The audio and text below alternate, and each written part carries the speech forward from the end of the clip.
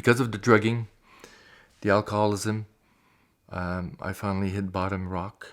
And then at one point, there was the grace of God that reached me, I guess, in my darkness. And Tell me how.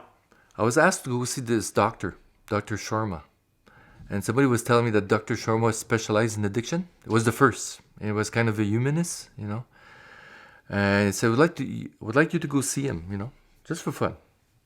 There was no pressure, nothing. So, and previous to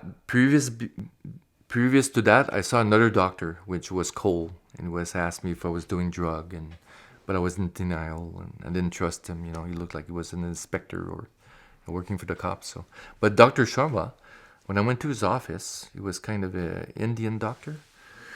He was just sitting there. I remember him with his black hair and dark skin, and he just looked at me and, "Hi, Jean Paul. Really nice to meet you. You look like a fine young man. You look intelligent." And he said, "I would like to help you." And in my denial state, I didn't need any help. And in my living as a survivor, we tried to run away from help or people, or I got this big wall in front of me. But he built some kind of trust, between each other, and it was amazing, And he said, "I would like to send you to the Women's College Hospital in Toronto. That you probably heard about it. It's a facility where they do testing. They do, they got a personnel, therapist, social workers, psychiatrists, psychologists, and so I'd like you to go there for a week for testing, and to see if you got any damage, could say, because I finally admitted that I was, taking drugs, hard drugs. So I said, sure, I'm open to that. We'll see what the hell's going on. So I went there, on a train, and then I stayed there for a week. I remember when I got there, I was scared as hell because the first time I was getting help or treatment. And I couldn't sleep. I had insomnia because I was dreaming that Satan would come and get me by the throat and with sharp razor nails and try to take me, into hell. And, probably some side effects from the drug I was taking. And also from the trauma of being abused by my mother psychologically, my psyche, I was pretty intoxicated that way. So anyway, I stayed there for a week, and they put a machine on me and brain scan, I guess, to see, but for a week. And I saw people that was worse than me, who also been victim of abuse, and it was pretty sad to see them.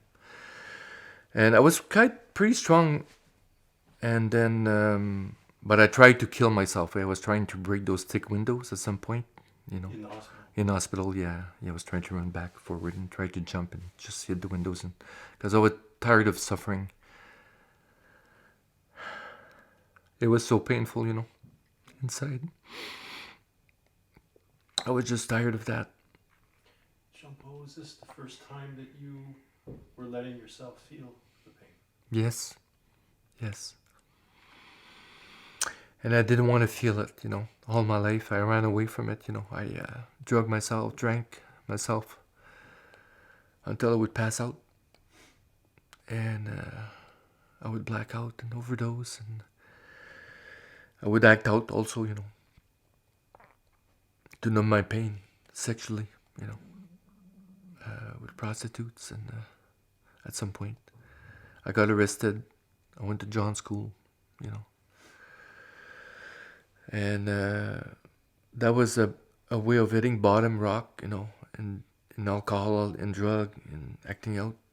So it was a cry for help, a big cry for help.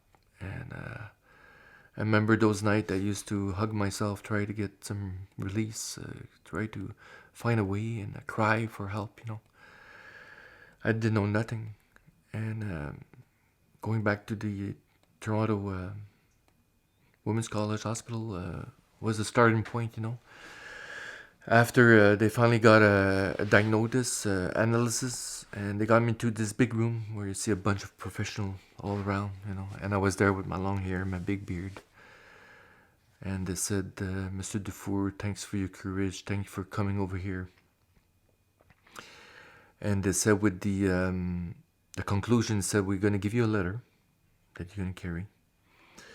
The conclusion is that if you stay where you're at, you're probably going to become one of the worst that the face of earth ever saw, worst criminal, because it's potential for being criminal, potential for being violent.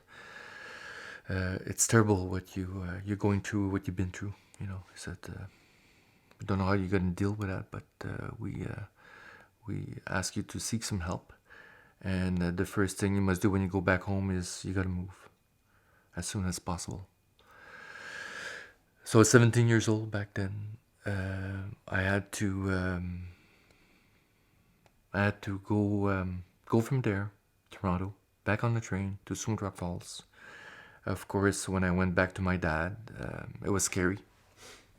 Because then I was a teenager. I confront this, kind of monster. My dad was. And of course, when I said to my dad, again, took out the knife and went to cut his slash his throat. But then I was strong now as a teenager, so I took the knife out of his hand. I said, "No, don't do that, this, dad." He said,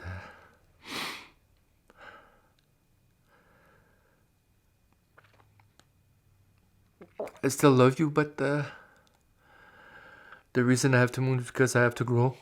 I gotta move because I gotta grow."